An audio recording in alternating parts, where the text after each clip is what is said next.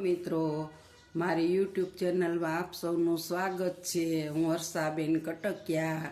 જય બાબા સ્વામી, જય ગુરુદેવ। આજે આપણે બનાવીશું મકાઈના ભજીયા। એને માટે આપણે કૂણી સાવ 4 મકાઈ લીધી છે અને આને હવે આપણે ખમણી નાખીશું। આપણી મકાઈ ખમણાઈ ગઈ છે। હવે એને માટે આપણે 3 નાના ને 1 મોટો એવા કૂણા ડોડા લીધા હતા, એકદમ કૂણા। અને હવે આપણે છે ને મસાલો ખાંડીશું। જો થોડાક ધાણા, થોડાક એવા અજમા અને 2-4 તીખા નાખીશું અંદર। આમાં 7 થી 8 દાણા આપણે તીખાના નાખીશું અને હવે આપણે આને ખાંડી લેવાનો છે। આપણો મસાલો ખંડાઈ ગયો છે દરદરો, આપ જોઈ શકો છો બધું। હવે આપણે આની અંદર જો 2 ડુંગળી લીધી છે મીડિયમ સાઈઝની, એ નાખવાની છે અને ઝીણકા 3 મરચાં લીધા છે, બહુ તીખા નહીં, મોળા જેવા। 1 ચમચી આદુ ને ખમણીને લીધું છે, એ આપણે હવે આમાં નાખી દઈશું। હવે આપણે 2 ચમચી ચોખાનો લોટ નાખવાનો છે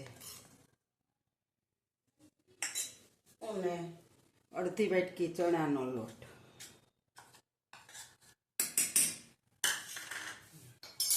હવે આપણે આની અંદર 1 ચમચી દહીં નાખવાનું છે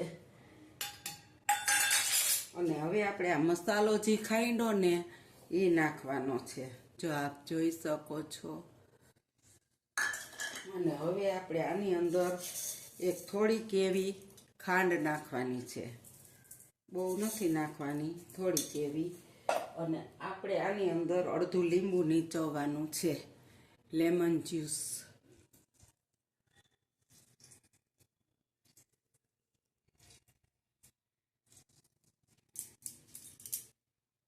આપણે આની અંદર ધાણા ભાજી નાખીશું, 1 ડીશ ભરી નાખી, સરસ લાગે। અત્યારે તો ને ખૂબ આવે છે। અને સ્વાદ અનુસાર આપણે મીઠું નાખીશું અને હવે આપણે આને લોટ બાંધી લેવાનો છે। આમાં પાણી નાખવાનું નથી અને થોડીક વાર આપણે બાંધીને આને રાખી દેવું, કારણ કે મકાઈનું પાણી તો નીકળવું જોઈએ, એટલે હવે આપણે આમાં પાણી નથી નાખવાનું। આપ જોઈ શકો છો તો આપણો લોટ છે ને મસ્ત બંધાઈ ગયો છે। હવે આમાં પાણી નથી નાખ્યું એટલે આ કઠણો જેવો બાંધવાનો છે અને આપણે એને 10 થી 15 મિનિટ રેસ્ટ આપી દઈશું, એટલે આમાં ડુંગળીનું બધું પાણી થાય ને એટલે એકદમ ઢીલો થોડોક થઈ જશે। હવે આપણે આ લોટને ફેટી લેવું એકદમ, જો હવે અસર થઈ ગયો, ડુંગળી બધું પાણી મૂકે ને લીલોતરી એટલે મસ્ત થઈ ગયો।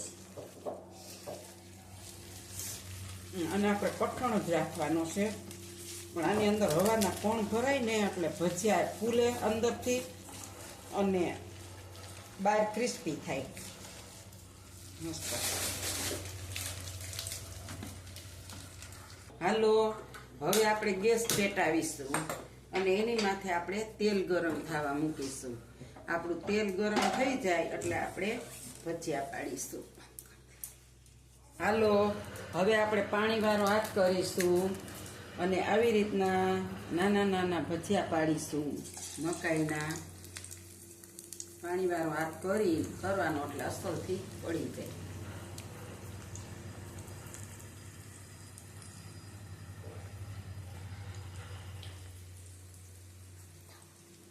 હાલો, જો આપણા મસ્ત ક્રિસ્પી અને એકદમ ગોલ્ડન બ્રાઉન ભજીયા થઈ ગયા છે।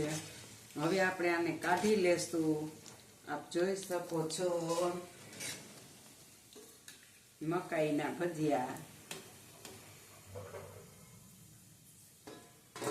આપણે તેલ નિતારી કાઢવાના એટલે મસ્ત ક્રિસ્પી બને।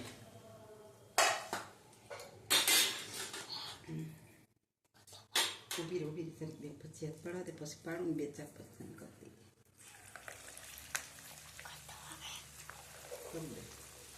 હાલો, આપણા મકાઈના ભજીયા તૈયાર થઈ ગયા છે। એની સાથે ચટણી છે, સોસ ખાવ હોય સોસ ખાઈ શકો। અને આપણે રેસીપી એકદમ ક્રિસ્પી છે બહારથી અને અંદરથી એકદમ પોચા સોફ્ટ ભજીયા મસ્ત બન્યા છે.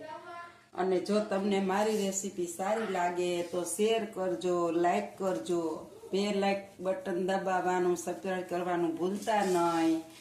આવજો. જય બાબા સ્વામી, જય ગુરુદેવ.